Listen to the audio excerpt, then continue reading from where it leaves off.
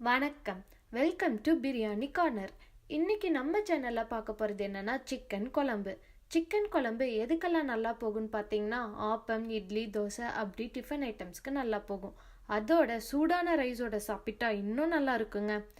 இதுக்கு தேவையான பொருட்கள் என்னென்னா எண்ணெய், உப்பு, 1 டேபிள் ஸ்பூன் பட்டை, கிராம்பு, ஏலக்காய், பிரியாணி இலை, 1 வெங்காயம் சின்னதாக நறுக்கிக்குங்க, 1 தக்காளி சின்னதாக நறுக்கிக்குங்க, 1 டீஸ்பூன் சோம்பு, 1 டேபிள் ஸ்பூன் இஞ்சி பூண்டு விழுது, 1/4 மூடி தேங்காய் எடுத்துக்கோங்க.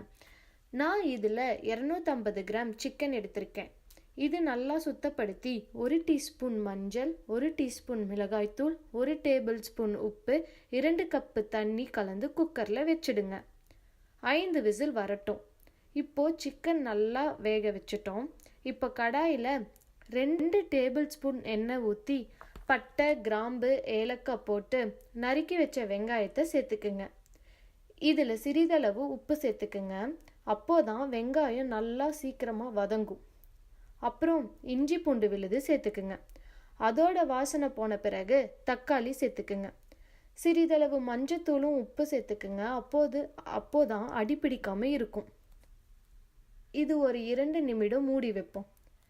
சைடில் என்ன பண்ணலான்னா எடுத்து வச்சிருக்க தேங்காயும் சோம்பும் அரைச்சி வச்சுக்கலாம். இப்போது தக்காளி வாசம் போயிடுச்சு. வேக வச்ச சிக்கனை எடுத்து ஊற்றலாம். அதில் அந்த தண்ணியை சேர்த்துக்குங்க. அப்போதான் இன்னும் சுவையாக இருக்கும். அப்புறம் அரைச்சி வச்சதை எடுத்து ஊற்றுங்க. நல்லா கொதி வரட்டும். அப்பா, பார்க்குறதுக்கே எம்மியாக இருக்குங்க. குழம்பு திக்காக வேணும்னா நல்லா கொதிக்க விடுங்க. இப்போது சிறிதளவு கறிவேப்பிலை, கொத்தமல்லி சேர்த்துக்குங்க. நீங்களும் ட்ரை பண்ணி பாருங்கள். அளவோடு சாப்பிட்டு ஆரோக்கியமாக வாழுவோம். இந்த வீடியோ உங்களுக்கு பிடிச்சிருந்தா எங்கள் சேனலை சப்ஸ்கிரைப் பண்ணுங்கள். வணக்கம்.